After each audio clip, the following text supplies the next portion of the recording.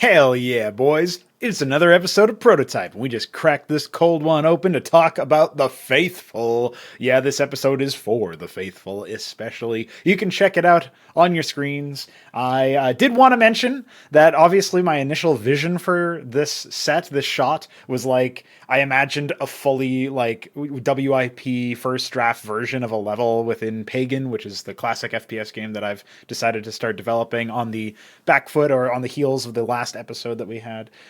Episode 26, I did talk a little bit about that. And I also wanted there to be like an in-game mock-up of what the Askosi might look like in CMBW. But this is the like Fisher-Price version of that, because all the stuff I have right now is just this. It's the work in progress stuff. So just imagine in your head that it's what I said I wanted it to be. Or better yet, be faithful and check back in a couple months and you'll probably see a prototype that is actually got the background of what I'm talking about here. So anyway, we'll shed some light on all this stuff here, the two things that are on your screen. We'll definitely be looking at that in time. But until then, I wanted to talk about a couple of details, some things that have been happening lately with CMBW's progress. I wanted to thank a few individuals as well. We'll get to that. And of course, I wanted to talk a little bit about the Ascension playoffs that are happening this weekend and generally sort of touching base on that sort of thing. So without further ado, let's get into this episode proper with a sip. This is cherry berry lime from the C4 drink brand or whatever. It's a thing. I like berries. I don't mind limes, and I hate cherries. So I guess it all balances out to a neutral drink. But what I'm not neutral about is this topic list. I'm really excited to get into some of the details here. But let's sort of have our food here and then have our dessert after, right? So that's sort of the vibe I'm going for here. We're going to talk a little bit about some housekeeping.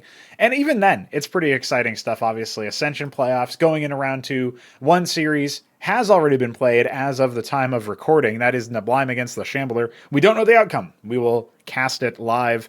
We'll cast it from the replays, but live to you on Saturday, starting at 3 p.m. We'll first be casting Mystery Meat and Keen, which has not yet been played, but will be played before that day.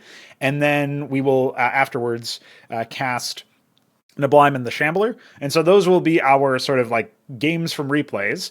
Following that, we will move into the lower bracket where we will be casting DF against 3Crow and Biddy B against Scholar. Both of those matches will be live, like played live, casted live, etc. That's honestly, I said earlier, like I always want to cast Scholar's games live because he does seem to have real spotty internet. So it would suck to have like that cause instability somewhere in the series and have tech issues that like I'm not there to resolve. In fact, we did have a little bit of a snafu in the first game of Sublime against the Shambler, where apparently there was actually a hash error. Now, I don't know what that could have been caused by per se, but I also thought in my head, like, yeah, maybe I didn't actually force recompile one of those files. There's a specific file you have to recompile in GPTP, our core plugin, where a lot of CMBW's functionality comes from, that handles that sort of stuff, that forces you to have like a different game hash that you then can't join lobbies if it's not there. So it could have been that somebody didn't update, but they both said that they did. So I just have to assume that there's something that we didn't catch left in there. Also, it is an older version of the game, right? It's release version. So it will probably be a while before we can test on pre-release to see if there is a common hash issue or something like that. Now, all that being said, there is still some really exciting stuff happening because whoever wins out of Sublime and the Shambler is going to be going up against whoever wins against Mystery Meat and between Mystery Meat and Keen. I think Mystery Meat will take that series pretty handily, but Keen did say he would at least look at the website before playing the next series. So I think we're going to see that one might actually be like a really fast game where like Mystery Meat just absolutely stomps him in the early stages, doesn't even let him play a macro game or anything like that, because Mystery Meat is a very strong player. And he's currently sporting the Protoss race, where his main race is Terran, but he doesn't want to play Terran right now because he thinks that Protoss is OP and he wants to demonstrate some of the units that are OP. Now, he actually had a very long list of units that he thought was not balanced, including every tier 1 air unit, which to me is a little silly. But also he's I think he's probably coming from the release mindset, where on pre-release there's already been a number of changes, right? Like Wraiths and Nathricors both got adjusted. The Nathricor change was supposed to have been in this live update, but whatever, like that's something that I went over a couple episodes ago. Anyway, let's talk a little bit more about the lower bracket too, because whoever loses between Nablime and the Shambler, I think is favored to take whoever wins between Biddy and Scholar. But if DF defeats 3Crow in that lower bracket match, he could conceivably have a rematch against, say, Keen in that lower bracket, and maybe, run roughshod over him too, because at that point, will Keen have actually had time to practice the project? I don't know. He keeps saying he's gonna, and then he doesn't, so he keeps walking into it like totally in the dark, and that to me is pretty funny.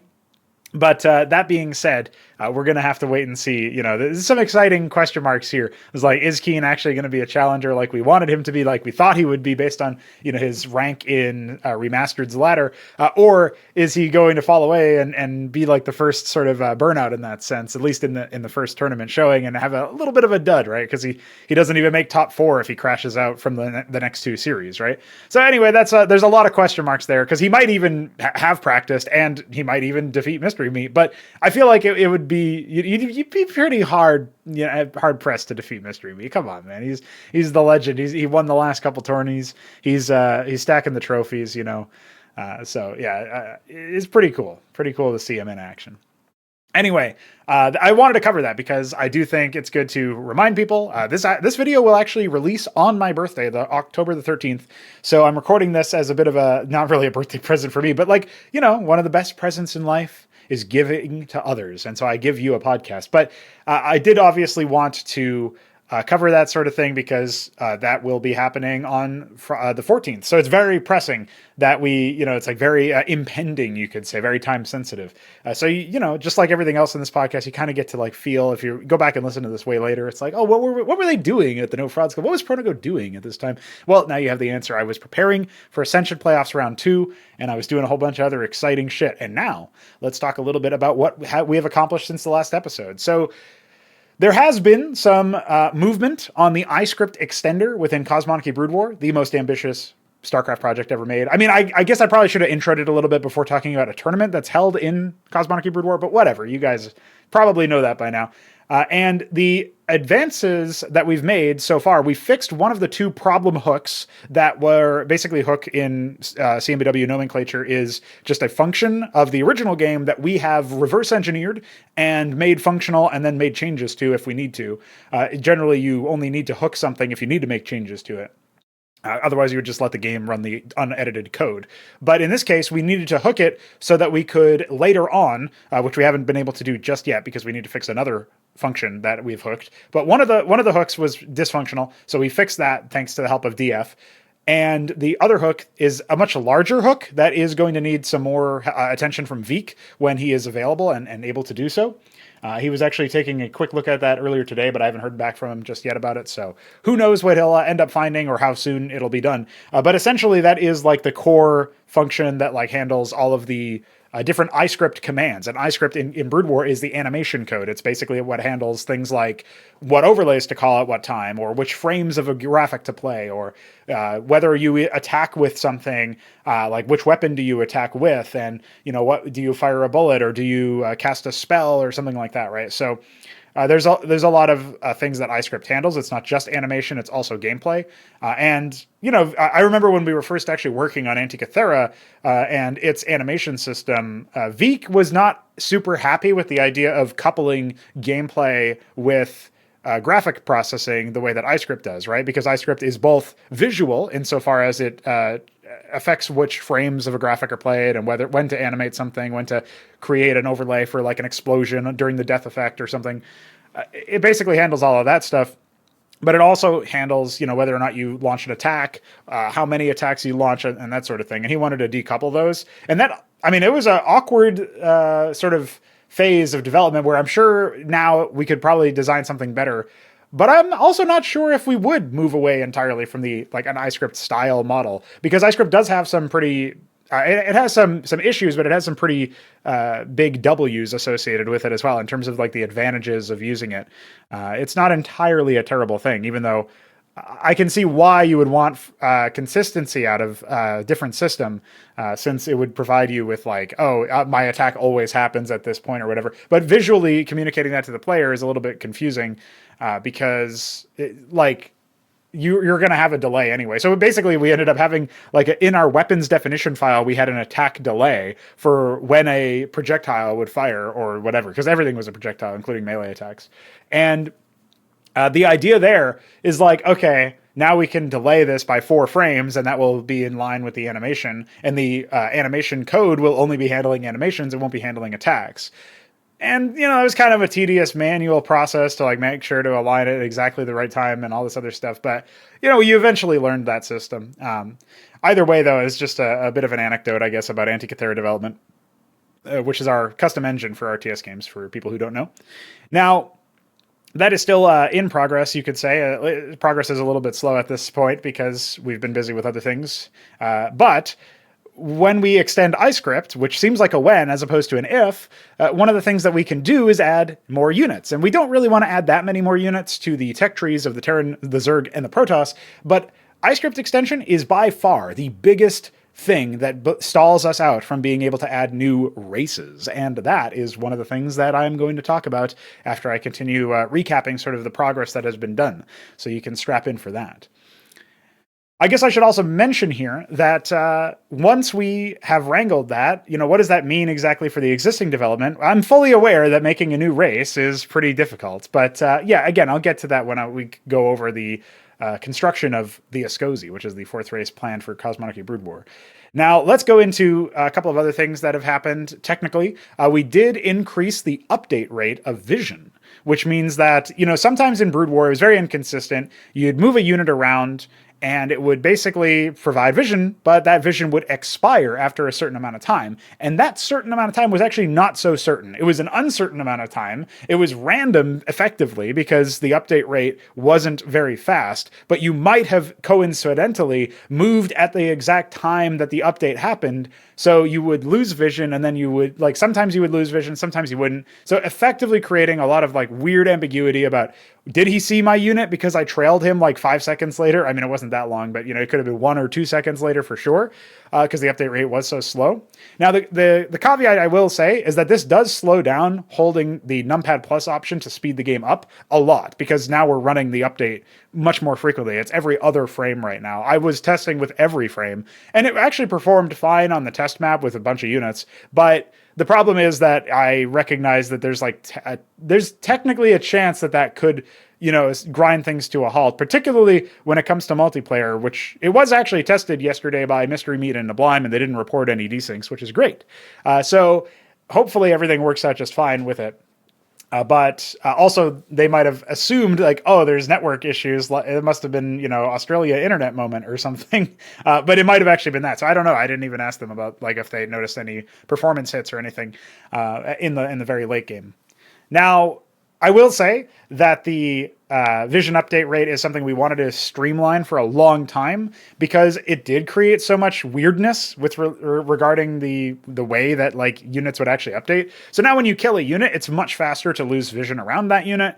And when you obviously move a unit away, you lose vision of the area that unit was in a lot faster. And that just makes things more consistent. It now means that when you kill a unit in your base, if you were trying not to show a certain structure, or you didn't want to start building something because it would reveal your build or something like that, you're kind of doing a mind game or whatever, and you kill their worker scout or you shoo them away, you can build it exactly where that worker used to be or where it moved through or whatever without revealing what you were actually doing a lot faster. You don't have to hold it for upwards of 2 seconds because maybe that is when the vision update rate happened. So that's the kind of thing where it's vision just updated super slowly by default and at just bizarre intervals. So now it's very fast by comparison.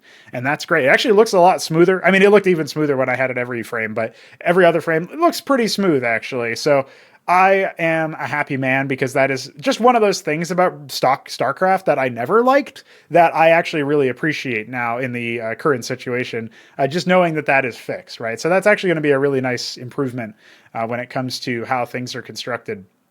We did also make a change to how the supply counter worked. So previously, I mean, when we had supply, obviously the supply counter was just your supply. Now it's workers over units. And so that's basically like telling you how many of one type of unit you have, like a worker over military, essentially.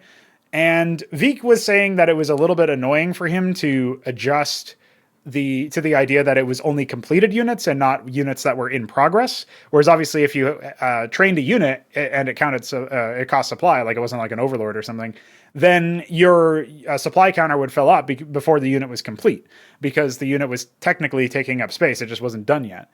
So that's a case where we changed that to just completed units. And then obviously that meant that maybe it was a stranger for some people to track their build orders or whatever. I never really had this problem, and we had a bit of a back and forth about like whether or not it was really that big of an issue. But in the end, returning it to essentially the default way of StarCraft 1, where it counts incomplete units towards your total, I feel like it doesn't really provide you with the exact amount of info that you would want. Like I'm thinking about when I would, think about, like, for example, when I mutate a lot of units as Zerg, like say I take my 24 Zeths and I turn them into Vorvs, the fact that my military count goes to 0 seems to be telling me the truth, as opposed to like, and this isn't exactly like a ridiculous idea either, because you imagine you're building macro cycles out and stuff as Zerg. Like, okay, suddenly the incomplete military units in my eggs count towards my military with this change, whereas previously they didn't. So it felt like that was actually just truer and allowed you to make more intelligent calls when looking at it. But at the end of the day, I don't think it's going to make a huge difference. Like, obviously, if you made the unit, you can just sort of factor that in. But it will require people who were accustomed to the way of it working for a while, where the military counts are only considering completed units. That's a case where it's like, okay, well, if you were used to that, then you're going to have to get used to the old system again, which might be a little bit of an annoyance, but whatever. I did find it funny, by the way, that recently Mesk went back and played something that he had made in Warcraft 3, and just like he rediscovered some project files or whatever, and figured he would try it. And sometimes you do that. And so he made some observations that how he absolutely would never want to play an RTS game that didn't have grid hotkeys, which is funny because he was one of the guys that had the biggest problem set of adapting to grid hotkeys, or at least like he reported a lot of like, oh shit, I hit the wrong button or something, like before he got used to it. It's interesting when people like that who are, they've played a lot of RTS games and they play CMBW for a while, and then they play some other game and they're like, oh shit, I can't go back. That's like me with no, quick casting, quick targeting in RTS games. I feel the same way. And yeah, indeed, like I think if anybody goes back and plays Brood War, they will notice a decided hit in their ability to be precise with certain actions. And I know that some people in the server do actively play CMBW and Brood War, like Nablime, Mystery Meat, I think Scholar, a bunch of other people. So it's not exactly like a non-existent demographic, but I think that even they would tell you there's things about CMBW that you just don't get in any other RTS game. I guess positives and probably negatives insofar as, oh my God, I'm getting air rushed, but whatever. Actually, that's not true, because that's basically every TVZ that doesn't end with a bunker bust or an 8-Rex victory or something like that, right? So now, let's talk a little bit about a legion of bug fixes that were made. Yeah, that's another thing that we did. I just want to quickly scroll through this very long list of bug fixes. And I wanted to shout out Mystery Meat, Green Eggs and Spam, The Beaver, 99 specifically. And I think those are the ones who reported most of these bugs, right? Green Eggs and Spam is a relatively new member. He has been reporting a lot of bugs where he just kind of fucks around on the test map and stuff. And it sort of reminds me of like what Fagudo used to do, where he would basically just like start walking, like mousing over every individual string and stuff to see if we had any string errors when we had those a lot.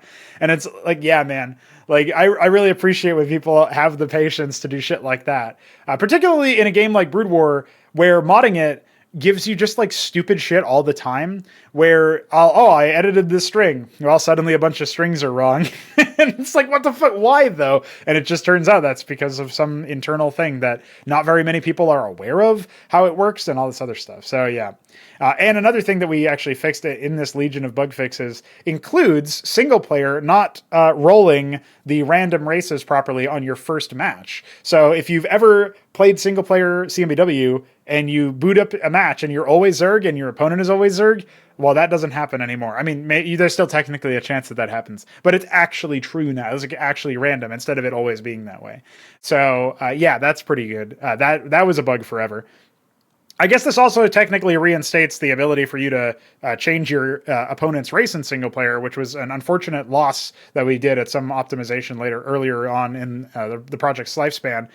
However, the current caveat is that it shows witness slots where it previously didn't, and we don't currently have a great way of doing that because we're showing you the player slots, but there's not like a flag we can set in the map that specifies that this is a witness player. We have to do that with a custom trigger. So we would have to like peek the triggers and then do this parsing and all this other stuff, which is actually not very performant, believe it or not, to do for every map that you tab through.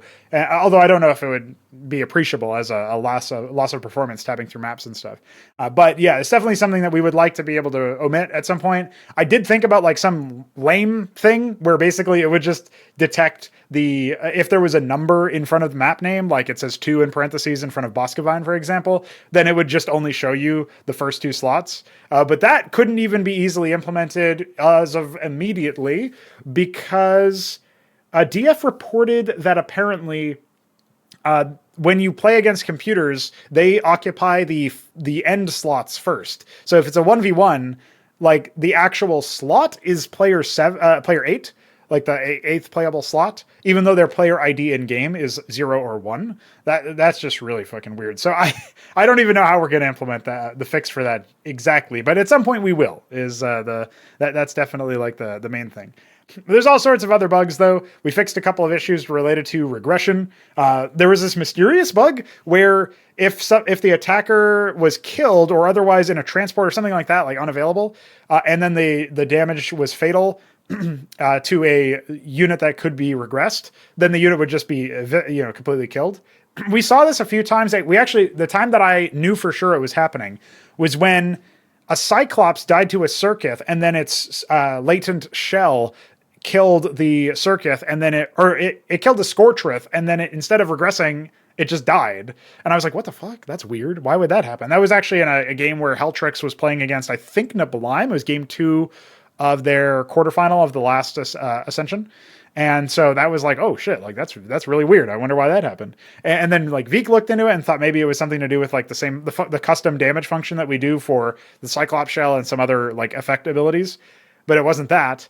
And so yeah, little did we know it was just like placed in a spot where it was null checking the attacker basically, I guess it was checking if the attack. Yeah, it was null checking. Basically, that means like, does the attacker exist? And if they could not be reached for comment because they died or they were, in a transport somewhere or whatever, that meant that the regression just wouldn't run at all. So I moved that out of that loop, and now it's in a better spot, or out of that scope, I should say.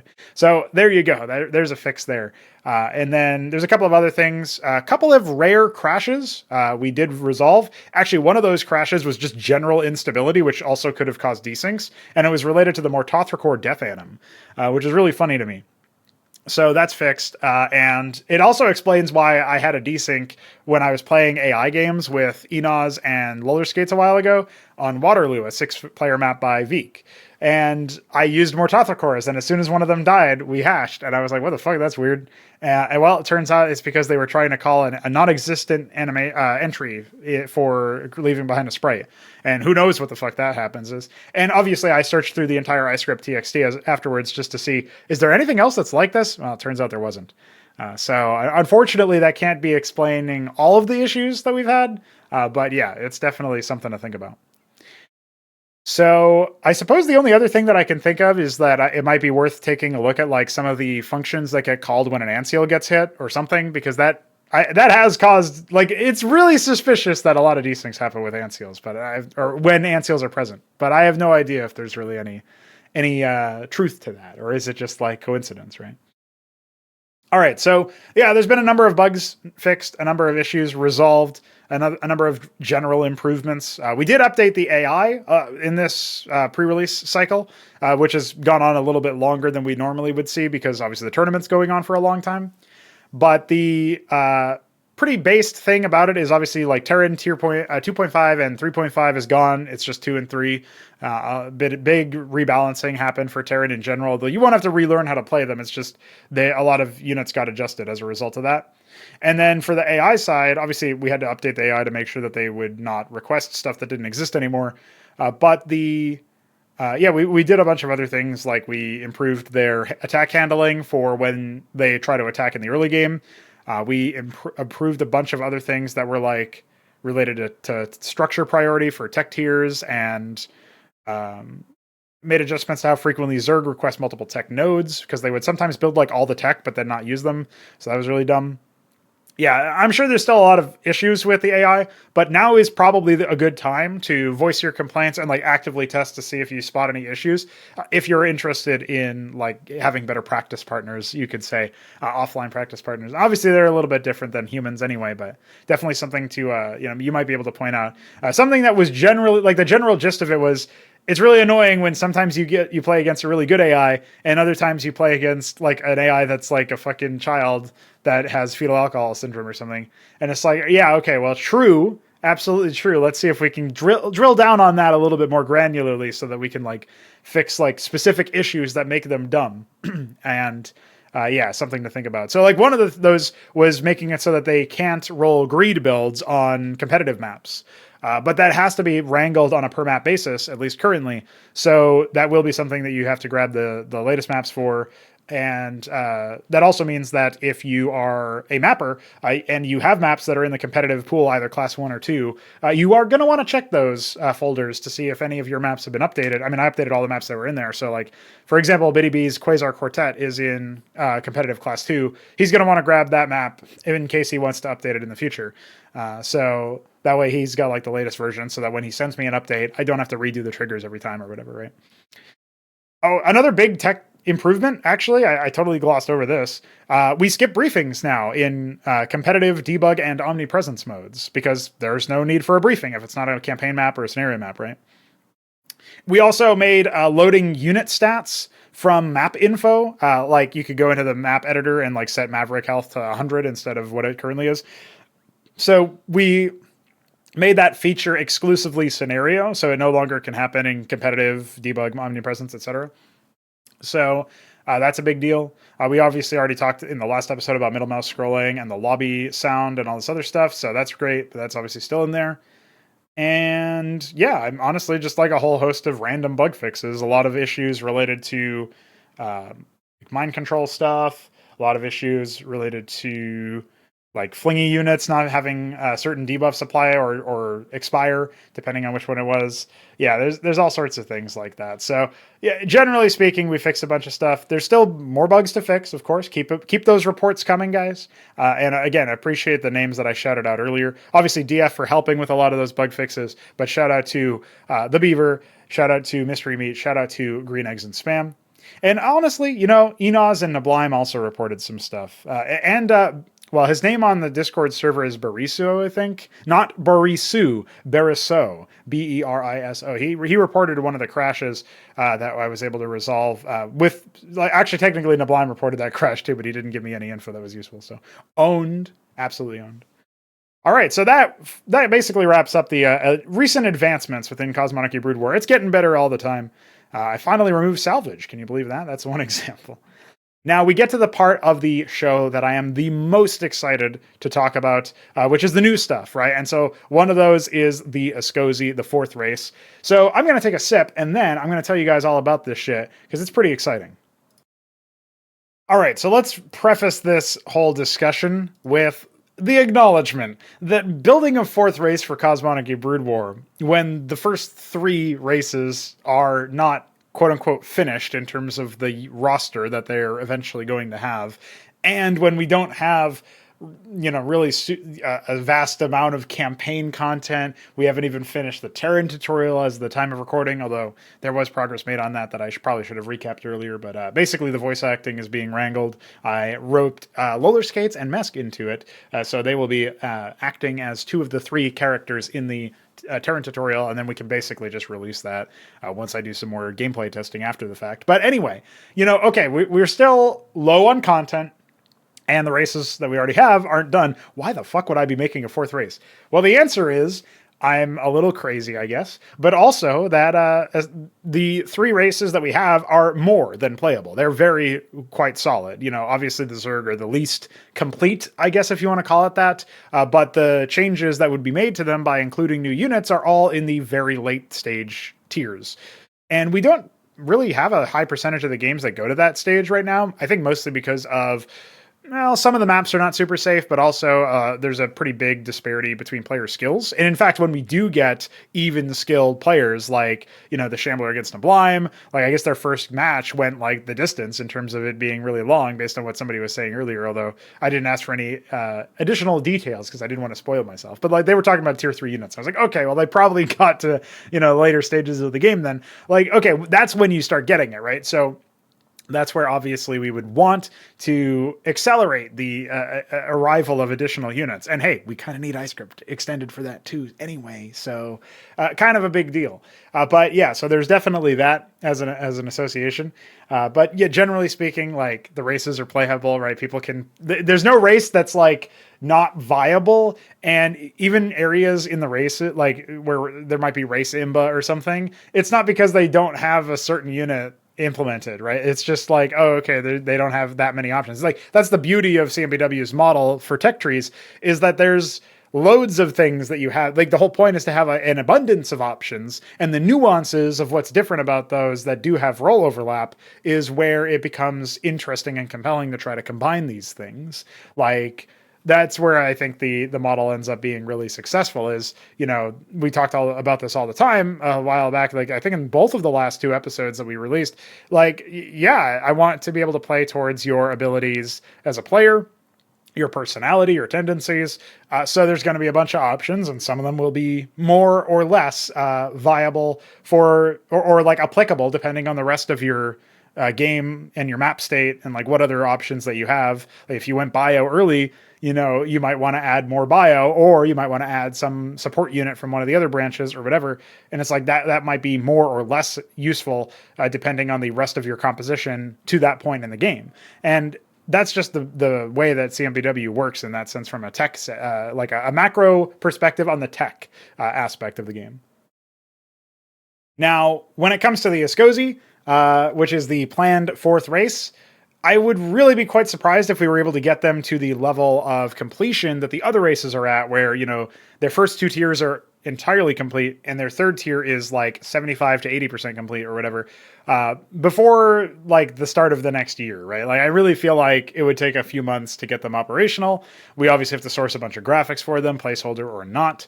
And we need to do a bunch of voice acting for them. Like that has to be completely original basically. So yeah, there's definitely going to be some interesting challenges from like an asset-based standpoint. Like, how do we pull out a bunch of assets for them and, you know, get them up and running? Because it's an interesting challenge, right? When I was working on Pangea and Onatar and all this other stuff, it's like, oh, I'm building races from the ground up. I don't really have an existing model because I have to develop that model for what a race is for this game. And so I'll make the one race and then I'll plan the others like sort of in addition to that race, but like taking cues from certain things that I'm saying about like, here are the limitations of scope, right? Or here's like kind of what a framework for like what a race looks like in this game. Well, we already have that framework thanks to Terran, Zerg, and Protoss being so operational in CMBW, but we don't have anything to start off of, right? Whereas obviously like there's some limitations when you start editing the Terran tech tree to turn it into what it is in CMBW. It's like, okay, well, I'm building around some of these core units that already exist. Like obviously the Minotaur, which is our name for the battlecruiser, already existed, right? Same for the Maverick, our name for the Marine, you know, all this stuff already existed. Okay. So like we've added way more than already existed, but we built it around an existing framework and kind of knew certain things about the units. So that's why I started with the Askosi, planning out what their cornerstones are going to be. And essentially that gives me a lot of details to flesh out their general mechanics. And now I have like archetypes in my head for what their units are going to be like and how they're going to play differently than the other races and what's going to be really interesting about them. And the Askosi are planned to be a race that has a lot of micro potential out of its units. I don't know that they'll actually end up having more micro potential than other races per se, but one of the things I'm thinking about is that their basic unit is probably going to have some kind of jump that will allow them to scale cliffs as long as they have vision of where they're trying to jump towards. So that's going to be really interesting. I mean, maybe I'll even roll that back and say, no, they don't need vision, because maybe if you jump blindly, you can just get ambushed, right? But either way, I'm thinking of like basically how I would implement something kind of like the Reaper in StarCraft 2 without it being so stupid as to make it so that you need Reaper cliffs, like specific spots on every map where the Reaper can do its thing, because this one race has this one unit that they have to build in the early game in all matchups, otherwise they're throwing or cheesing. And it's like, okay, well, that's really dumb, and I would actually prefer to not have that as a thing in my game. So how am I going to implement it differently? Well, if it requires energy, and maybe it can at most bank like half the energy required to do another jump, so its first jump, which can also just be used to generally gap close. It doesn't have to be used to scale cliffs, but its first jump is going to cut it. Say it's a 100 energy jump ability, and they only have 150 energy. Well, that means that they'll jump, and then they'll have to generate energy for 5 seconds, which is only going to start regenerating 2 seconds after spending their jump energy. So 7 seconds later, they'll be able to jump again. And that's like the shortest it can be. Like the longest it can be would be if they jumped exactly at regenerating 100 energy. And that would be what? That would be 7 seconds. So that would be, have to regenerate 10 more seconds on top of the 12. So it's 12, by the way. So between 7 and 12, by the way, seconds is when they can jump again. I think that ends up self-balancing, like you don't really have this really broken OP thing. So that's going to be interesting to see how that one shapes up. And that can be an archetype that echoes later on. A tier 2 unit might have more energy, or might have a jump that takes less time, or maybe their jump does something different in addition to, like maybe it speeds them up on the come down or something, or like gives them some sort of buff, or does damage at the target location after they land, you know, a combat jump or something, a battle stomp or some shit like that, right? We've all played games that have stuff like that, so it's probably pretty easy to imagine. But the Askosi are going to be these kind of like nimble units with harassment as a primary factor, but they're not really going to hold up to a frontal attack, at least in terms of their bio branch, which is not actually called bio, by the way. It's called biotic, but you're going to still probably abbreviate it as bio. So interestingly enough, the Askosi are kind of like cybernetic. You could think of them as cyborgs, right, in many ways. Their base form is a bipedal lizard. So that's their initial idea behind them. And they have since obviously significantly customized their biology with cybernetic enhancements and add-ons and stuff, implants, etc.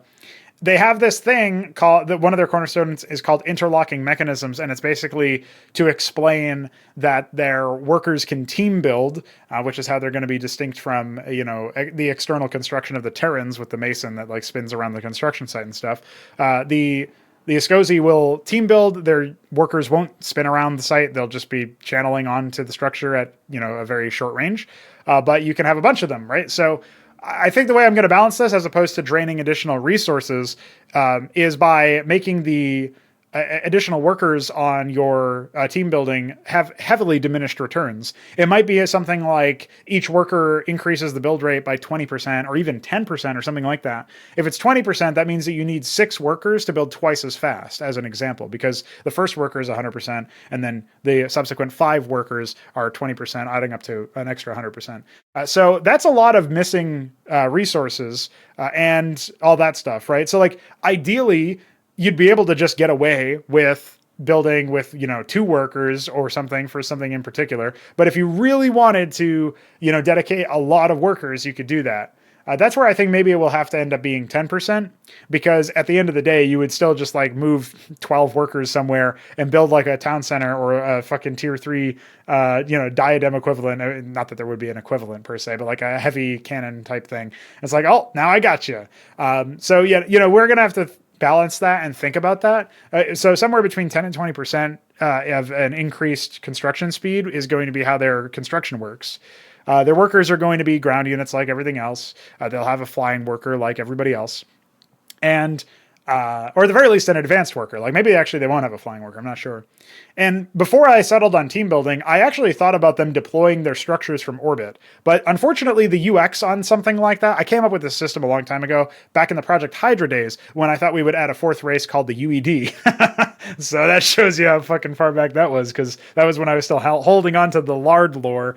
But yeah, you can imagine that was not an ideal situation anyway. So yeah, I've been thinking for a while about this system where you would basically construct your buildings on some orbital platform and then drop them, deploy them, and once they are deployed, they would have like so they would be constructed off the map basically, and then when they deployed, they would have an animation that would take say 8 seconds to 10 seconds or whatever, and during that time they could be harassed, but that would be like a much more cut down version of the build time. In my head, I was able to conceptualize it as actually they deploy, like you can see the construction type like super, like at any point you can see like the beacon that was shot down from orbit to like show where the structure is going to land. You can click on it to see what kind of structure it is, and you can also walk over it freely because it's not yet been deployed. And then there will actually still be that 5 to 10 second arming time or whatever where the structure assembles itself, during which time it's not operable, but you can attack it. And that way, if they were doing this sort of proxy move where they drop within vision, because they would need active vision of something in order to construct something there, if they were going to do something like that, then you'd be able to see which structures they were building. Oh, that's a static defense structure or whatever. Hey, let's move on over here and start contesting it. And then we can kill their support units or their worker or whatever they've moved over here to give them vision in the meantime, right? Stuff like that. So there's definitely some other things that I thought of for this. And that was an interesting angle to take. But at the end of the day, I think the biggest problem would be trying to figure out a UX solution for that, where what do you select to build structures, right? It's not going to be your town center probably, although it could be. But if you don't select that, then what are you selecting? And if you are selecting that, can they instantiate the build order while training workers and stuff like that? There's like things within Brood War that make this process a little bit dumb. So yeah, I've been thinking about that and like, okay, how am I going to do that? And this one seemed more feasible, more reasonable, and something that could actually happen within the Askosi for the Ember seat in CM retail, right? So like a lot of this is, by the way, the Askosi do come from Cosmonarchy retail. They come from Xibalba. So it's kind of funny that I don't actually think Cosmonarchy retail will actually be called Cosmonarchy. I think I'll end up renaming it because Cosmonarchy Brood War lasted way longer than I initially thought and became much bigger than I initially thought it would. And, notorious and web searched, all this other stuff. Like, renaming the actual game that we plan to make within Xibalba that is an RTS, it seems like a smart move at this point. But anyway, that's like a separate thing.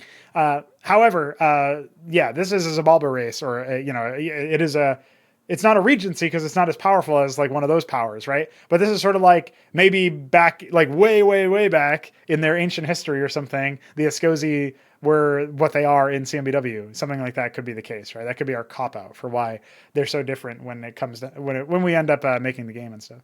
Or maybe they're going to be pretty similar. It could be kind of interesting.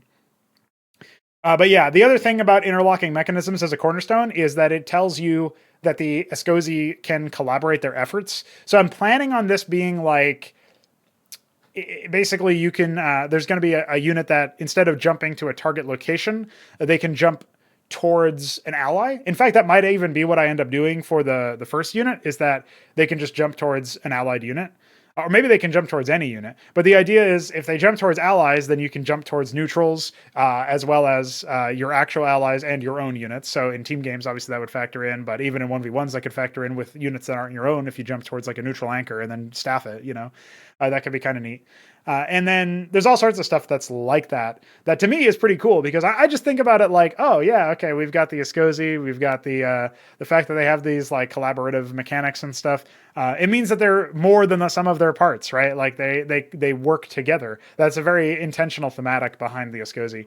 So them being able to jump to each other, or like basically play off of each other in terms of their positioning, like maybe link one ally to another, and that's where I was talking about all this micro potential, right? Like you can imagine stuff like that where maybe when they attack an enemy, they the attack can then bounce to an ally or something like that. And if it bounces to an ally, instead of dealing damage, it does some other effect. Like it could heal, or it could, create like a slow field around the ally that it hit, or something like that, right? Like there's all sorts of different things that you could come up with that basically allow you and reward you for positioning your units in certain ways, and like create a lot of interesting gameplay around them, essentially.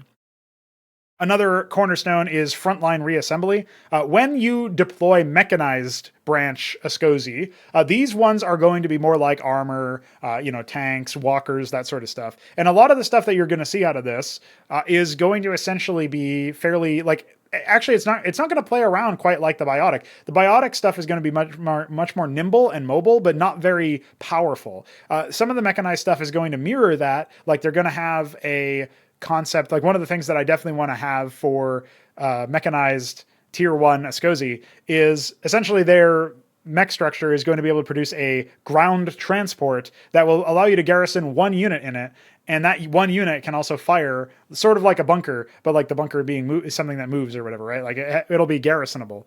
And that's pretty cool to me. Like if the only garrisons that the Askosi end up having are mobile as opposed to constructs, like as opposed to structures, then that's an interesting way to riff on the idea of garrisonable stuff so that it still feels different than the Terran case. Now, the other thing that I've been thinking about is what are we going to do about tanks and such? Well, I don't want deployables. I don't want them to deploy and then gain, extra range and stuff like the Terran stuff do. So one of the things that I thought about is, okay, well, there's a fourth cornerstone called Destination Scrap World, where basically certain specialists can take corpses and turn them into basically a restorative, like, HP buff and stuff. So basically you heal by recycling the, fragments of dead units and stuff like that. And that's essentially how they're going to be having like some way to heal themselves, right? So I don't know which branch is going to get the first specialist for that, but that'll be something fairly early on. Like their version of the cleric is basically going to like recycle the dead. So that's going to be interesting. But this synergizes as well a little bit with frontline reassembly because essentially the war machines that they have will, when they take a certain threshold of damage, they will become grounded, gain armor, and then they won't be able to move anymore, but they'll essentially be like turned into turrets almost, you can think of them as. And I think that's actually an interesting concept in general, because once you know this, like, okay, if they get their armor to your front line, then they can just dive in and you can't really stop them from dealing damage by zoning them out or whatever. Because if you do enough damage to them, they get grounded and then you have to like deal with the fact that they have more armor, right? So you have to choose between like focusing them down or trying to kill everything around it that's supporting it. And the other thing that I was thinking about is the same specialists, or maybe different specialists, that handled this Destination Scrap World cornerstone, where they heal your units while resuscitating or recycling corpses.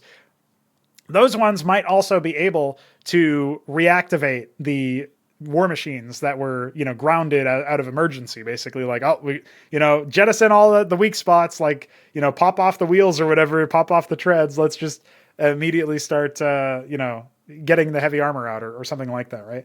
And I don't know, like something about that seems really cool, like basically the reactive sort of like dynamic element in a battle where it's not really a choice. The Askosi can't activate it of their own volition. I mean, they can technically damage their own units if they want to, but it's like that's not really what they're after. So it's more like, okay, how does the battle morph? It's like creating another stage of battle where there's Askosi mech in play, and I think that's really cool anyway. And it's not going to be all of their mech units, but some of their mech units will have that. So like I don't know if I codenamed this kind of unit that I was describing earlier, where it's like a mech unit that can garrison one infantry unit. I codenamed that the Homie Mobile, because that's what we called it when my brother and I were playing. Oh fuck, what was it? It was one of those Far Cry games, I think New Dawn, and they had this like sidecar thing, and we called it the Homie Mobile because you put your homie in there and then drive him around while he shoots. So that's basically what the Askosi are going to end up having, although it's obviously going to be much more futuristic in design. But that's the idea. I don't think the Homie Mobile will then have a grounded form. That'll be kind of reserved for the heavy armor and stuff. But it'll be interesting because it's basically something that the Askosi try to play around and that you try to play around when fighting them. I feel like that's going to be really cool. And so, yeah, like hopefully this has given you some idea of what's up with the Askosi. They have these combat disruption and general mobility abilities that are in many ways geared up to work together with other Askosi or just generally other units.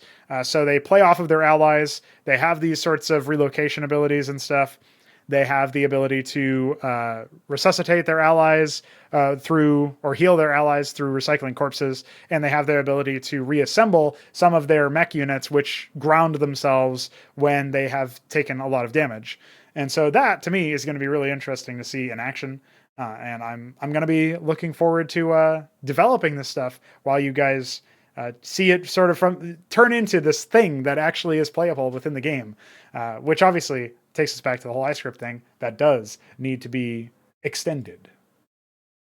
And now is the time that we talk about the other half of this episode's background. That, on the right, is not just Doom 2 with default textures and some model, or I guess technically weapon sprite that I ripped off of the internet. That is the very humble beginnings of Pagan, which is a retro FPS.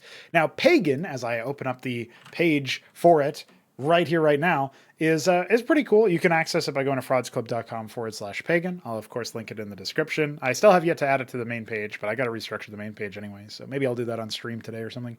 Now, the thing about Pagan is there's a lot of ambiguity, or at least was a lot of ambiguity as to what it would actually be. But since I first started working on this on the 6th of October, I have adjusted the expectations for it. I talked about how I wanted to do some sort of co-op versus AI mode. I wanted to do some kind of multiplayer. Well, it turns out the most complex available port for Doom, the Doom engine, is GZ Doom. And GZ Doom, successor to Z Doom, is not really great for multiplayer. You know, it's got some problems, to put it lightly. Yeah, if you want any sort of adjustments or whatever, you would really want to go into Xandronum, which is a separate port, and that you can make games in that, as far as I'm aware, just like you can make games in GZ Doom, but it's not as advanced when it comes to the scripting. And I think I'm going to need all the advancements that I can get to do pretty much any of the stuff that I want to do, at least as a complete newcomer. It seems like it would be easier to do that in GZ Doom. So we're going to make Pagan a single player game only, which is a bit of a hit. But the other thing that I have been made aware of is that Balefall was actually looking at making something in the Quake engine at some point, and he did find the source code for Quake. And I am also made aware that there's a commercial game, well, I guess like an indie game, but it's still a commercial game, being made within Quake. So that is entirely possible that we maybe move on to that for the sake of having more 3D environments, for one thing, but also actually having multiplayer, with proper netcode and all this other stuff. So that might be something that we do, not as a sequel to Pagan, but like as another game after Pagan, depending on how long we stick with the FPS idea. But Pagan does have some details about its setting and some other stuff. So I'll read a little bit I'll just read like the first paragraph really from Pagan's description when you go to the design section of Pagan's page. Return to godhood as the Maker, a primordial force of nature that has languished in ancient history. Face the boundless agents of myriad factions, all hostile to one another and to you. Employ instruments of mythical warfare, fit only for a god. Reclaim your spirit and commence the cosmos once more. So you might be able to understand, based on that paragraph, that you are an incredibly powerful entity in Pagan. It's not just, the Doom guy or, some Marine or whatever. Doom Lad, a man on the Discord server, a lad, you could say, on the Discord server, did say that he described it as a godkin. I guess that's probably like the general term for this sort of thing. But essentially, as in Pagan, the main idea behind the game is that you are essentially this like forgotten entity of some kind that is known only as the Maker. Well, you're here to make things, live up to your action verb name, and first you got to destroy a lot of things, though. So you got to reclaim aspects of your former glory, sort of reassemble the different pieces of your essence, essentially your spirit, and use that to return the cosmos to some form of progress, some form of normalcy, because it has become perverted and decadent in your absence. And that's essentially the idea. I mean, there's a lot of like embedded ideas within that premise, but there's, some interesting sort of meta commentary, I guess you could think of. And one of the really cool things that I want to do in Pagan is have this persistent world that you exist within. Because of course, it wouldn't be a me project without it being really ambitious. But the first couple levels, or it's hard to say that they have any levels per se. There's going to be zones, like actual maps that you zone into or whatever, with brief, loading screens or whatever we end up doing. And that will be like, do you want to travel to this location kind of deal? But, as you travel between locations, one of the things that you'll find in the early stages is that you're essentially in this very large underground cavern that has a bunch of interconnected passageways and shrines and temples, and you're essentially like inside a large mountain of some kind. And as you sort of navigate that, as you sort of come to in the first chapter of this story, eventually you will emerge and be faced with a fallen city, right, on the surface world. And you will see evidence of many factions fighting amongst themselves, and realize the actual scope of the engagement that you're in, where you essentially woke up or were awoken or something inside this giant mountainous cavern that took you maybe an hour or two to clear. And you think, wow, that was a pretty interesting first level. And then you realize, oh shit, this is a vast world with a lot of stuff going on. And that would at least be where we would end the game. When we have everything up until that point done, the game would be like releasable on early access, with that being like the first chapter. And then we would start fleshing out the realms themselves, right? So yeah, I mean, big maps are definitely in the can here.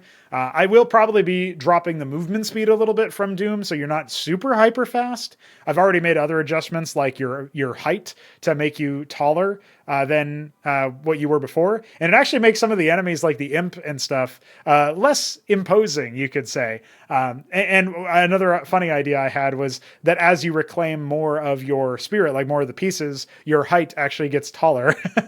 So like you get bigger, and obviously you can still crouch or whatever to fit into like small areas. But the levels would be designed with that in mind, that like, you can move through it with a variety of ways. Like maybe your jump height would also scale up a little bit, and you'd be able to platform in different areas differently as you progressed. That can be kind of interesting as a way to really obviously show, like, eventually you would tower above enemies that were like previously maybe on your height level or something, right? You could imagine stuff like that where you would really feel like a god, and that's sort of what I'm after, right? I'm going to strip out a lot of the UI. You're not going to have ammo. Instead, you're going to have like clip sizes, right? And then have to reload. But your reloading will be you imparting your energy, part of your spirit, into your weapons. And all of your weapons are, like it says, instruments of mythical warfare fit only for a god, right? These are not weapons that you're going to find on your enemies. So this is stuff that's like, you don't really have a need for the, missile launchers and rifles and stuff that some of these factions use. And that also gives me a lot of carte blanche to like make, biological weapons like claws or something like that for some of the other entities, and make it so that it's not required for you to be like significantly, you could say like, it's not really required for the all of the enemies to drop weaponry or something like that, or most of the enemies to drop that. There's going to be a wide variety of enemies, similar to our RTS stuff. There's going to be, you have tiers of your opponent that, tiers of enemies, basically. And also, when you eventually go to realms that are more elemental, you will see that whoever lives there and calls that their home, whichever faction you've already experienced and fought in before in like the neutral realms, you could say, those enemies will be able to unleash themselves by tapping into the sort of lifeline of whatever their realm is, because they're in their realm. And then there's also going to be late stage enemies that essentially allow them to bring the realm forth into wherever they are. So if your enemy is like from the hell dimension or hell realm or whatever we end up doing with that kind of thematic or archetype, one of the ideas is that they will essentially, there's going to be a specialist unit that can like unleash the other units of its faction by bringing forth like the energy directly from their home domain. In this case, whatever our name for hell is. And there's going to be stuff like that where basically there's going to be two variants of the enemies, right? The default variant that you encounter in the wild, and then the souped up fucking godlike version, or a demi-godlike version at least, that you meet in their home realm. And suddenly, like, the average enemy will end up being pretty powerful, actually. And so something that, like, I think that'll make memorable moments anyway. It's like, I just imagine players being like, oh shit, Normally I don't mind fighting against like insert enemy here, but when they're unleashed, Jesus Christ, are they powerful? And like, what's the enemy that you hate the most kind of shit, like, stuff like that, right? It's just memorable moments and conflicts and stuff. That's definitely what I'm after here. So that's definitely going to be a big deal in Pagan. There's more descriptions for about certain things about the game that I already know I want. The description of not needing ammo he starts off with, the maker's arsenal requires no corporeal munitions. That's sort of what I'm after. It's like this feeling that you really are a cut above. You really are a god, even if you start off in a weakened state where you are an incomplete state where you've been spread across the world, across the many realms. You still are a god. Like, you still don't need ammo, bro. Like, that's for lamers. And that also means that in the level, I don't need to place a bunch of random pickups and stuff. Doom's levels were always more abstract, and you didn't really have like supply closets or whatever, like you might see in something like Half-Life. So in this environment, we get to basically have a lot more of a justification, I guess, for a lot of the things that we have. It's like, okay, we don't need to have things be abstract, because we don't need ammo pickups to be everywhere. So that to me is pretty good. That seems like a good idea anyway. You might still get some kind of power up from slaying enemies or something. I'm not 100% sure on that. There might be some kind of thing that gives you a temporary power boost or, reload speed or something like that, right? But we'll figure that out later on, like if we feel like we need to add more to the core game.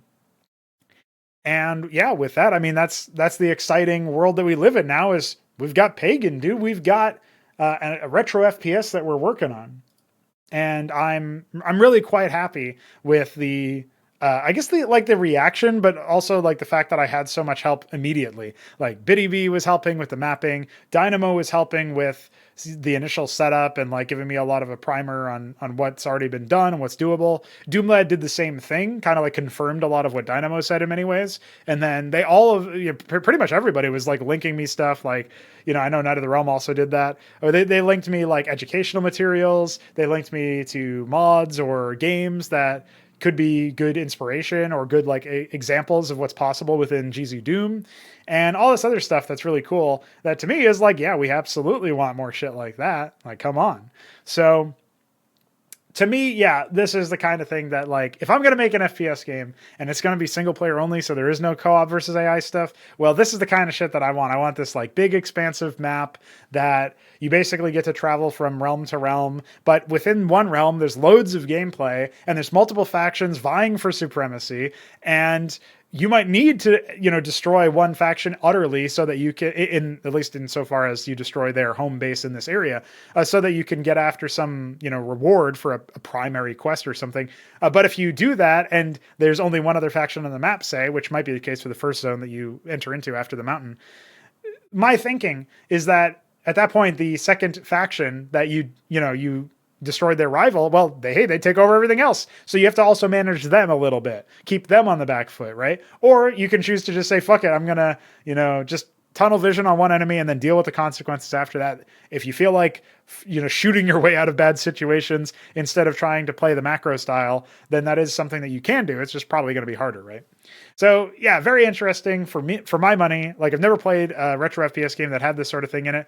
In fact, I'm not sure that I've played any game that had this sort of thing in it. It's very much like the RTS thinking being applied to an FPS, but in a way that I think is really cool because like it intertwines with the setting nicely for you to feel like a god by taking on multiple factions. But as much as of a god as you are, you can't just snap your fingers and Thanos them out of existence. No, you gotta work for it, right? And you got to reclaim more power. And eventually you might not need, assuming your skills level up, like your actual skills in the game and your capabilities through general progression of the story level up sufficiently, you might actually be able to take on these factions head to head without needing to manage them or like tactically pick targets or whatever. And that might be something that like you can do, but at the same time, like the deeper into the various realms you go, the more dangerous the enemies are going to become.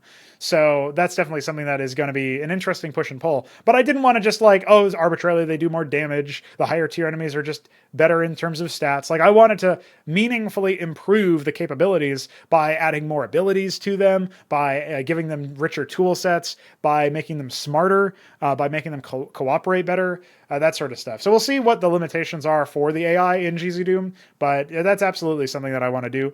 And it seems like just when I explain the ideas to people, which admittedly has to be done sort of like in this podcast and also on the website article, as opposed to being able to just post a demonstration because we're not there yet.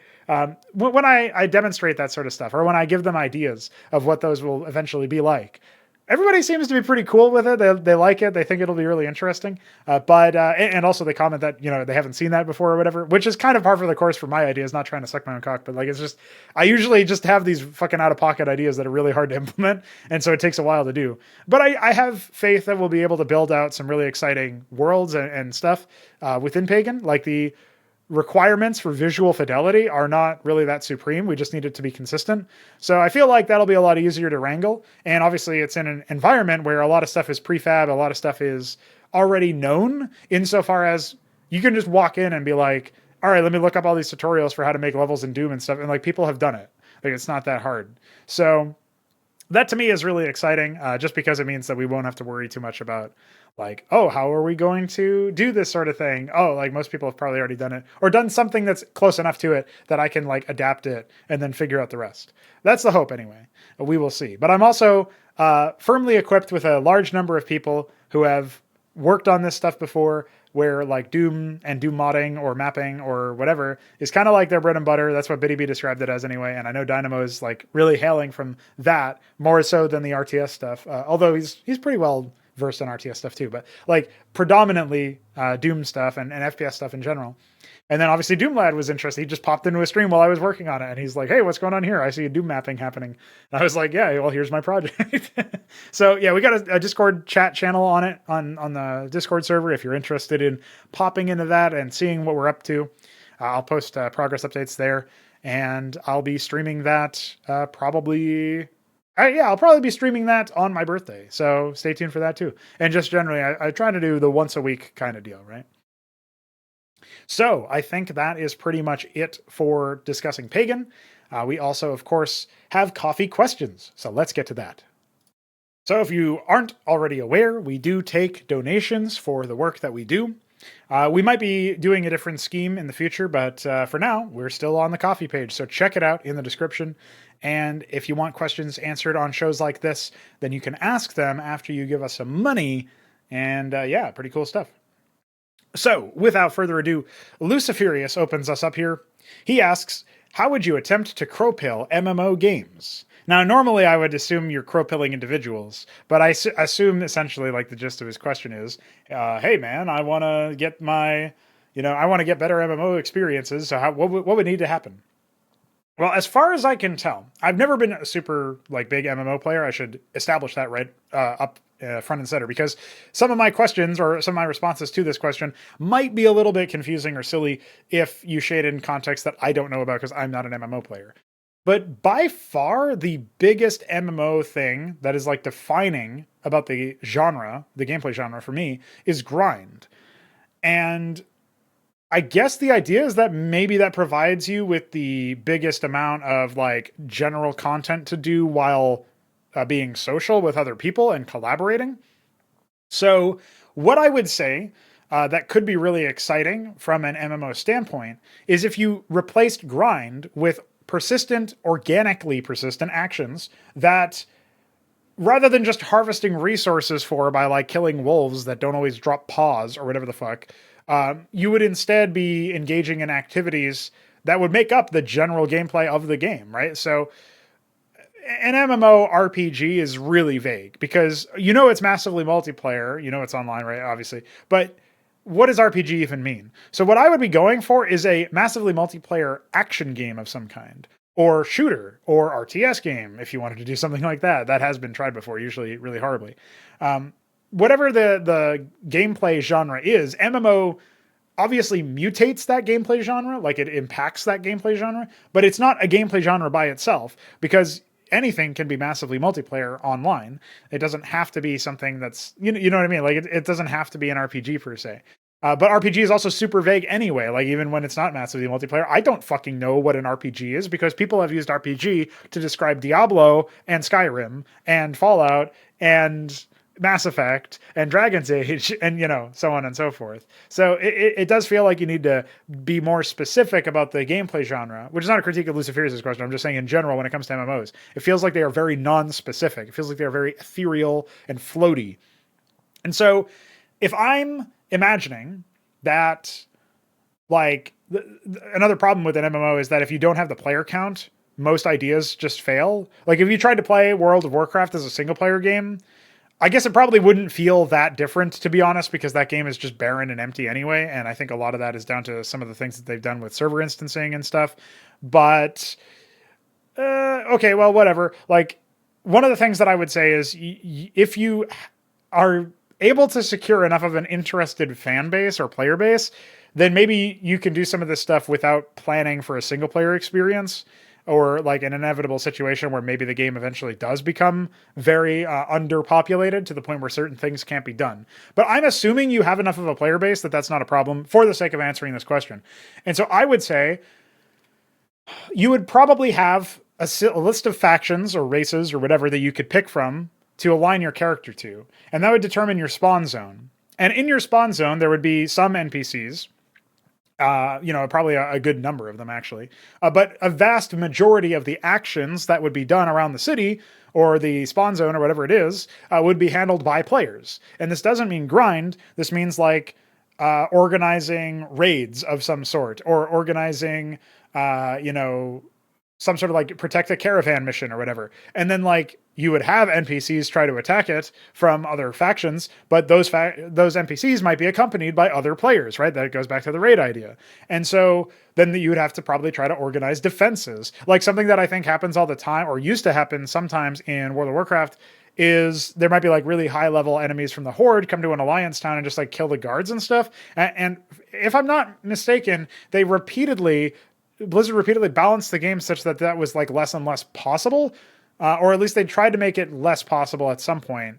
I don't know the details, and World of Warcraft is such a mess in terms of all the things that it's ever done. So it's really hard to know what the current state of things are. I just don't care about the game. But I would lean into that, actually. And, like, I don't know what would exactly occur at the end game here. That's like an unmapped question. Is like, what if one faction takes over an entire server? Maybe what would probably end up happening is every so often you would reset the ranks or whatever. And maybe that would trigger an early reset if somebody does claim it. And like, that would be logged in, something like that. So you could imagine similar to how, I don't know, like Battlefield games or like the Star Wars or Battlefront games, I should say Star Wars Battlefront games, like, maybe it's first to 5, and in order to score, you need to win on offense or win on defense or whatever. And these are like long games where each individual round is like 15 minutes or something. And so you could play upwards of like over an hour if you went all 5 rounds and needed to get that 5th one in. So that could be something like that, where basically the end goal is to take over the entire server by, annihilating all standing posts of the other factions. And there'd probably be more than 2 factions. It wouldn't just be Alliance and Horde. But, maybe for the sake of like player count, you might start with 2 factions and then, oh, hey, we have enough players that there might be enough of you interested in playing a 3rd faction and then a 4th faction, whatever. So that would be the idea, is you'd probably basically make that like a part of a larger scope game where, okay, they beat us that last time, but like now we can fight back, like by, wipe it clean. And then like every year or every half a year or whatever, it resets the ranks and stuff, and you try again. Although resetting it might not be necessary if you're already going to restart that. Like your characters would probably preserve, I don't know about their gear or what, like, I don't know what about like the other stuff. Like, do you have levels? Do you have gear? Whatever. Like, I don't know any of those details. Like, if I was going to make an MMO, it would probably be an FPS game. And that already has some technical issues associated with it because you need really good networking to predict like high player counts, right? So I guess maybe it wouldn't be MMO, but it might be like, 100 players, which is not an MMO, by the way. That's like very small.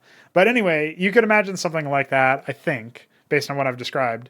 Like all of the stuff that makes certain things work with like delivering materials that NPCs would handle and, escorting caravans with reinforcements that, or like, they raided our town and executed our doctor. We need a new doctor coming. Well, like, okay, that would spawn in by itself, but you might have to escort him to that new location or something like that, right? And then maybe certain areas would be harder to actually do lasting damage to without totally taking over, because maybe that's like an orbital uplink or some other way. If it's like a magic game, then maybe that's where their home portal is, and they just portal in people right there. And from that point, from their portal point or their orbital uplink point, that's when they start moving shit around. Now, hopefully that all made some sense. Basically, the idea would be that like NPCs would perform vital functions that would just be grind and stupid and monotonous. And so they handle that, they automate that stuff. But you can still interact with them and kill them, and thus you won't have anybody to perform that action. Maybe you would allow some human players to take over that, just for the sake of it being like less efficient, but still something you could do. But that's just until like, that's still less good. Even if they do a good job of it, that's still not great, because it's like, oh, your opponent, you're that's one less person you have on the front line, like actually fighting or whatever, right? Because they have to like man the doctor's area, the infirmary or whatever. I don't know. So stuff like that could be interesting. But it feels to me like basically the biggest thing you would want to do is you would want to have people cooperate on tasks that are based on their side. And you would want to also have like a rich world to like navigate. And like, okay, yeah, there's some people who engage in like the realm PvP. And then maybe there's some people who flag themselves as not in PvP, and they just kind of go about and they see like how the world reacts to all this stuff. And they're not like really about the major fights and stuff. But there are definitely a lot of content there for people who wanted to play in the PvP stuff. And it would include fighting against NPCs, if need be, if you had enough troops to spare on raids, or, if you were attacking an area that did have, NPC defenders and stuff. But yeah, I don't know. Like, hopefully that kind of made some sense. I feel like that would be kind of interesting to explore. But admittedly, I gave vague answers because I don't really think too much about MMOs.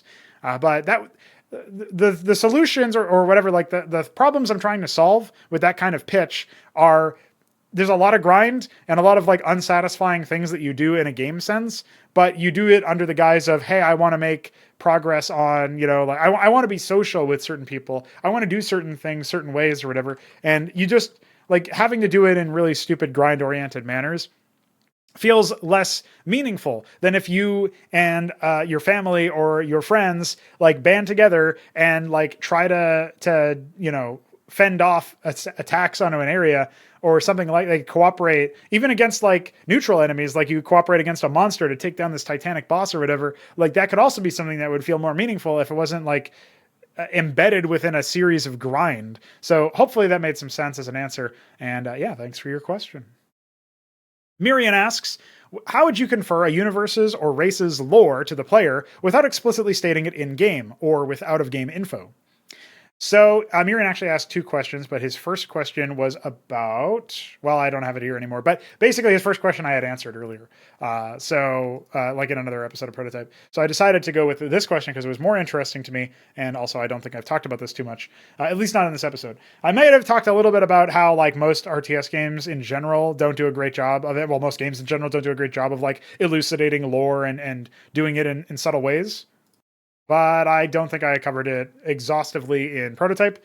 At least not like I might have just like dismissively mentioned it or something. So since I've been working on the tutorial again for the Terrans in Cosmonic Brood War, and since I've been working on the Askosi a little bit, and since I've been working on Pagan, I've had a lot of time to think about the kinds of things that I want to communicate and the manners in which I want to communicate that information. And one of the things that I thought of was, if I was going to try to communicate certain information, like people were asking me how I would talk about the Askosi. And one of the things I said, actually it was lucifirius' question, I think on the last episode or the episode before, where he basically asked like, how would you essentially justify in lore like a fourth race? And it's like, it's really easy. I would just have references to, we got hit by some Askosi earlier. oh, God damn it, I hate those lizard people or whatever. Like, obviously better written dialogue than that, but something that's basically the gist of whatever they're saying. And it establishes that, oh, there's other entities here that we haven't heard of before. What is an Askosi? Well, apparently it's like some lizard thing. Maybe it's a cyborg lizard based on what they describe it as or whatever. Okay, well, I guess that's a thing that exists, and they referenced it, but they don't linger on it. And that must mean it's not like supremely important, but at the very least, it's a thing in the world. It's established as something within the universe. So, then you would start to look into more subtle things, like, does a character speak with distaste? Do they speak dismissively with their, delivery of their voice acting? How do they sound when they talk about something? So if this is the Askosi, for example, how does, or we'll take something less extravagant because Askosi is a new thing and it's like a fourth race and that makes it kind of stand out in people's minds. Let's just take a Terran character talking about Protoss. Obviously we know what Terrans and Protoss are.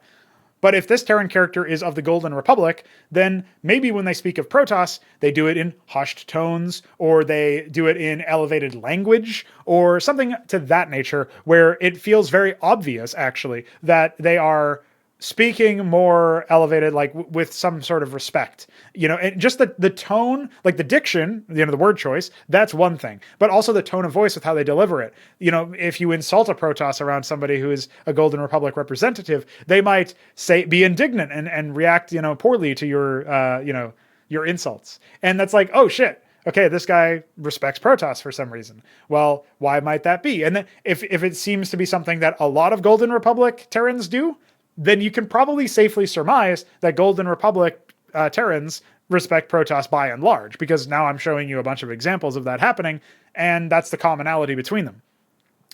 So essentially what you want is attentive players to be able to pick up on details of the universe by paying attention to the agents of that universe, by paying attention to the denizens of that universe.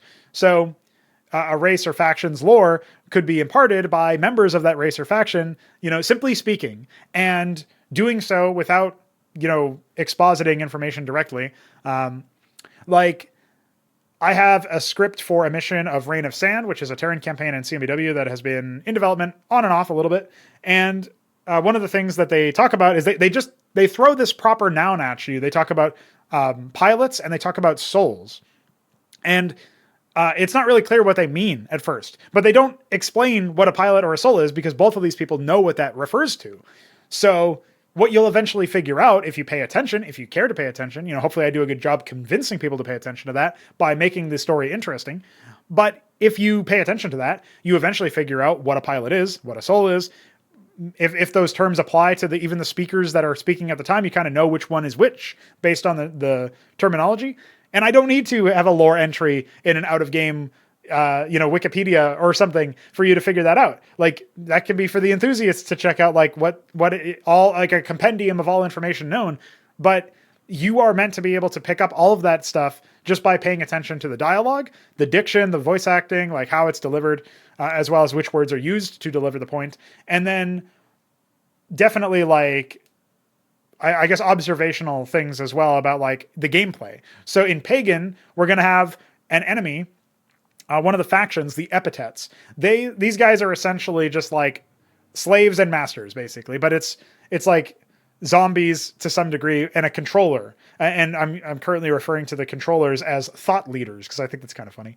But that might just be a code name. We'll see.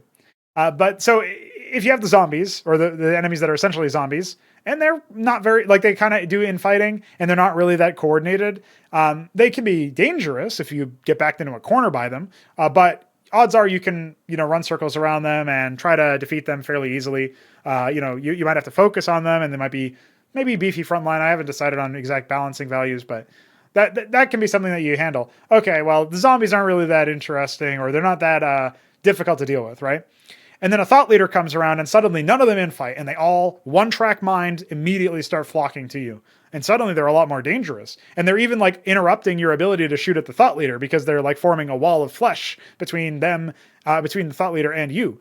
So how do you get around that? Well, suddenly maybe you need to try to just kill a couple of them so that you can then kill the thought leader and then they'll regress to their less threatening manner or whatever. But that's like a case where I don't need to then tell you that the thought leader controls them directly. I don't need to have like, long dialogue that like says, oh, kill the thought leader before the zombies become enraged or some shit. Like, I don't need anything like that. That's like kind of slap you over the face and call you stupid dialogue, or, a tip that pops up that says, thought leaders control zombies and make them more powerful. I don't need any of that shit, because you just observe it from the gameplay. The gameplay tells its own story that is congruent with the rest of the world. And that's really something that you just never see in games in general. So there's an example from Pagan, and a hypothetical example from the RTS genre as well, with like some of the RTS factions based on voice acting and dialogue that could pretty much apply to everything. But that is essentially some of the things that I would think about, right? Like, I guess you could even say the Lazarus Agent ability and like reclamation in general in Cosmonic Brood War for the Terran arsenal is time travel. But do you know it's time travel? Well, here's how you can find out. Units play, when it's implemented correctly, they play their death sound backwards and their corpses reassemble. And it's like, oh shit, they go back in time. If that's not enough for you, the Aeon, which is a unit that is named after a god of time, talks a lot about time. And the apostle says the dead have no time to waste. And, similar things, right? So it's like, oh, I can have contextual clues based on dialogue, in this case, unit responses. I can observe details about the world. I didn't need to tell you it was time travel. Attentive players could have figured it out. And, unfortunately, Cosmonic Brood War is a mod. Some people didn't even know it was our voice acting. Like Green Exit Spam didn't realize that like the Aeon was not like ripped from some other source. He didn't recognize my voice in it, which I guess is a credit to me as a voice actor or whatever. But he's like, oh, that's kind of interesting. I guess that's like, from some other game. And then when he found out none of the voice acting in CMBW is from another game, he was like, oh, well, I guess now that I know it's time travel, the Aeon's unit responses did make sense. Like, that's another example. It's like, if you pay attention to that stuff and you don't have the weird example or like the expectations that the mod might not have its own voice acting or whatever, then, that can be an area where you can trust your observations a bit more. So thanks for your question, Myrian. Always happy to answer questions like that, because to me, it's something that doesn't get talked about enough. And it's definitely something I think a lot about. I'm fond of saying this. It's like, there's not a lot of stuff that I put into a game from a narrative or lore-based perspective that, like a line of dialogue or a unit response or something like a weapon name or whatever, that's not subversive in some way or multifaceted in some way. Like, usually it accomplishes multiple things. This is why we renamed a bunch of units in the game, by the way. It's like, at least for the Terran and the Zerg, or the Terran and the Protoss, we gave them names that do multiple things. They establish a theme, they imply the role of the unit, or they outright state the role of the unit, but imply like the exact sort of purpose of the unit or what the unit is. And, they give it some character and flavor. All of these things, right? It's like they accomplish multiple things with one name, right? One word in some ways, in some cases. And that's the case of the dialogue lines or the unit responses. It's like, all right, so when the Phobos says capital and nothing else, he's telling you that he's a capital ship, but he's also like the demeanor of the acting and like the dismissive nature of his general voice and demeanor, right? It's like, this guy is ineffable. He's not he can't be, put off kilter. He's really just like this rock, he's stable. He's, he will endure no matter what kind of deal. He's not expecting to lose. Victory is all but assured with a Phobos in play. Like, that's sort of the vibe that you're supposed to get from that, right? And it's like, that's just one word in that case, but like the way that it's written, like the word that I chose, but like also the way that it's delivered, like, to me, okay, yeah, it's literally talking about my own writing and my own voice acting here. So I understand why some people would be like, oh, that's kind of cringe. You're complimenting your own shit. But like, I think it works out, like, at the end of the day. Would it be better if it wasn't me saying it and it was somebody else saying it in just the same way, but it was like a different voice, so you didn't hear me all the time in the project? Obviously, I agree with that. But for what we got right now, like, it does the job. So to me, I think that's really cool. And we definitely want more of that in games. I would love to play more games that have that. I guess as a general call to action, I can say to you guys, if you guys know any games that have those kinds of details, let me know and maybe I'll run them at some point. And thanks for your question, Myrian. Until next time, homie. So we have none other than the Shambler, who may or may not have advanced to the next round of playoffs in Ascension 5. But we're not sure yet. We have to find that out on Saturday. The Shambler asks, if you had to live in one of your settings, which would it be and why? And he also adds, as if he's a teacher, make sure to include what faction you would be a part of in your reasoning. Okay, buddy. I'll do that. So if I had to live in one of my settings, which would it be and why? So Pangea is interesting because I think if I exist as one of the chauvinists, which is like all of them are code names, even the game's name is a code name. Although actually I think Pangea has grown on me a lot. We might end up calling it that after all. I would probably want to be, yeah, like if I picked Pangea for this answer, it would be the chauvinist because they're basically like, they recognize the individual, like the strength of the individual, the worth of the individual, but they also recognize like the necessity of cooperation and compromises where they will allow better human flourishing. And it's kind of like a middle ground between the people who are totally like the hedonists essentially, and the empire of like excess. So like both of those are like the extreme ends of the spectrum, and then the chauvinists are kind of like in the middle, with like a very based worldview and people who just kind of know what's up. They know what time it is, kind of deal. You know, like they're not really like, as if they can stabilize between either of those other factions, then they will last the longest for sure. And Pangea is also not like cosmic horror levels of overload of like, oh shit, anything can happen or whatever. So like I've heard people talk about how like in Warhammer 40K, like that setting is just absurd in terms of the kind of shit you would never want to live there, because like you could just like, you know, wake up at one day and like chaos is invaded and like a god is manifesting onto your world and stuff or whatever. And then they like sacrifice like boatloads of individual men and stuff. And it's just a total disaster all the time. Yeah, I wouldn't want to live there for similar reasons, although it wouldn't be as like ad hoc, like, oh, I guess just this happened now. Like there would be a higher reason for a lot of that stuff to happen in Xibalba, but I wouldn't want to live in Xibalba because there's just so much shit there that can't be understood properly, like the Psychora or the Kolpoazos or the fucking, you know, Gadamemter walking around just like, you know, spreading itself out there, making things become it, all sorts of fucked up shit. You know, it's like, dude, there's way too much. Like the Cathethrons also, like that's more mundane somehow, even though they have like total mastery of time and stuff. It's like, what's going on here? So yeah, I wouldn't want it to be Xibalba just because of how badly shit could go wrong and probably how frequently it would. Onatar is like mankind's backs are against the wall and they're in a hell of their own making. So I probably wouldn't want to live there either.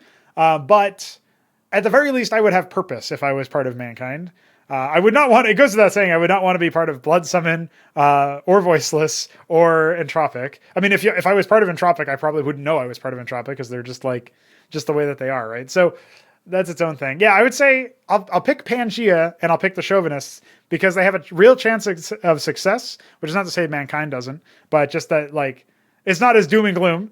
Pangea is a little bit more like optimistic than Onatar is, and definitely less shit can go wrong in that than in Xibalba. So that's like a way to think about it. And I would definitely be part of the chauvinists because not only do they have a good chance to win, but they seem to understand what the honorable approach is. So that would be my answer. But when more details come out for all of those settings, I would look forward to revisiting this kind of question in the future and just asking general people like what they think, because it's pretty neat to imagine that. So thanks for your question. And our last question here comes courtesy of 3Crow, who is also going to be facing off against DF in the he's going to be playing in the upcoming playoffs. So check that out this Saturday. What were your favorite games growing up? Were there any games you played as a kid that left memorable impacts on how you design games today? I would say one of my favorite games was definitely Warlords Battlecry, like the franchise, I guess, in general. Really wacky fantasy RTS game that also had hero progression in it. But the fact that they tried to combine those, even though it was not great, like it's not a good game, but I enjoyed playing it because it was so, like the things you could do were so like wacky and experimental and different.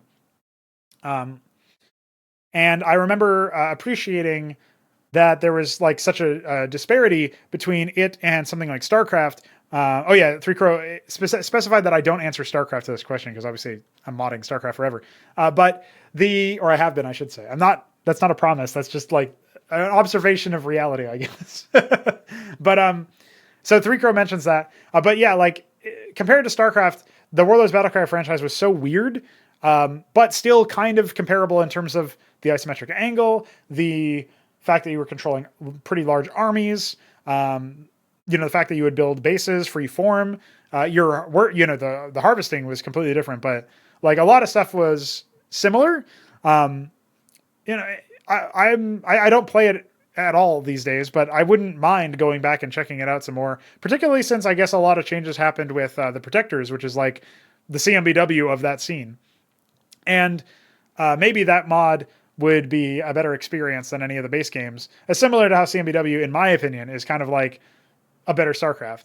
Obviously contentious in the competitive community, but might be just obvious to a lot of people who like playing against AI or whatever. So yeah, that's definitely up there. The way that impacted my sort of design sensibilities was it encouraged me to be bold and experimental. And I think that has led, it's definitely led me to some of the changes that I've made to CMBW, for example, some of the thinking that I've decided, because even if it ends up being wacky, I can always change it. So yeah, that's definitely like I would say a big deal. I played a lot of Halo and Gears of War on the consoles back in the 360 heyday, Xbox 360. That was all right. I don't know if they left a massive impact on how I design games, but I understood those games pretty well. So when I would be designing FPSs in the past, and indeed now, I'm sure there's still some aspects that are carried over, I at least understand certain models of how weapons are employed and balanced. And I think that probably led to me, like understanding what wasn't great about those models, and then also understanding like when it did feel satisfying. And also things about like time to kill and revives in Gears of War, not a thing in Halo, stuff like that. Would I say that there's anything else that comes to mind? I guess I could probably specifically say that Halo Reach's campaign it might have been the best campaign, although it did leave a lot to be desired, but at least like it had the least amount of like repetition and silliness. Although maybe that's not saying much. I don't know. I do remember like the last level called Lone Wolf, I believe, being pretty interesting because your objective was actually just it was survive, but you couldn't. And I remember feeling very dissatisfied as a kid or a teenager, I guess, when playing that, when I realized I couldn't win. Like there was no win condition. You just had to die. Because I didn't want my character to die. I was kind of attached to my character, even though they barely said shit. Now, the interesting thing about that to me was like, that made me feel something, even if it was negative, like it was a memorable experience that stuck around. Maybe I would now consider doing stuff like that, where you have a desperate last stand. Your objective is simply to buy time, which is basically what you were doing in that mission. I guess your meta objective was to accept your fate, and that's pretty much it. So I don't know. There's some interesting things there at play for sure. But I guess I can give that a shout out. I'm trying to think if there's anything else that like really left an impression on me when I was younger that I should mention here. Like there's some games that I played when I was a very, very wee lad, like Spyro, Pitfall, the original Pitfall on the Genesis. They probably left some kind of impression, but I can't really remember them very clearly because it was so long ago. Yeah, so I guess I would probably just say that, like, definitely the Warlords Battlecry franchise, and to a lesser extent, certain elements of Halo and Gears of War, with a little bit more towards Halo because Gears of War just didn't end up being as memorable. I do remember thinking Rom was pretty cool and badass, but I don't remember much about him anymore, so maybe not that badass after all. All right, that brings us to the show outro. So thanks to 3Crow for his question. Thanks to all of the homies for the money, the support, both financial and moral, and the general sort of accompaniment as I continue absolutely smashing. And Vika sent me some updates to check out with regards to the iscript extender, although I will temper expectations and say that it wasn't. It was actually just a tidy. He wants to like try to make it more editable in the future. I will, of course, be posting triumphantly when we do eventually get that taken care of. And Roller Skates will breathe a deep sigh of relief because that also holds his project back. But I will also close and say that something that I want to try to do, and I've been thinking about this since working on Pagan, is I want to make Cosmonic Brood War feel more like an actual game and not a mod. And I think one of the major ways of doing that would be improving things like the UI. When we removed the briefings for competitive maps, it instantly made the game feel better because it's like, oh, I don't have this legacy feature that's totally unnecessary. That's just there because this is a mod. I now, like, I mean, if you guys don't know, that even can, maybe it doesn't happen in ASL anymore, but for the longest time, they ran it in UMS. So they also had that problem, even at like the highest levels of competition in StarCraft 1, because they refused to update the game. They themselves refused to mod the game, and Blizzard refused to update the game to make it better for that purpose. So I think that's really cool that we're taking steps in that direction where the feel of the game is going to be better. We're going to add more custom assets. We're going to revamp the menu at some point. And obviously like the actual experience of moving around in the menu, like we'll get rid of the config YML file because it'll actually be like a thing that you just edit in the game. And there'll be a menu in the main menu, like a settings menu and stuff. Like there is going to be some effort put into that, and definitely some effort put into like a custom campaign selector and stuff. Just because like we need something like that at this point. Like it's been too long that we've languished in this like jank state where you don't really have the freedom that you would want in the context of a real game. So hopefully we can make some progress towards that. We continue the progress that we've already been making towards that. And hopefully you guys are along for the ride. And of course, check out Pagan's page and the chat channel on the Discord server. And check out our Discord server if you're not there already. And yeah, see you guys next time. Don't die.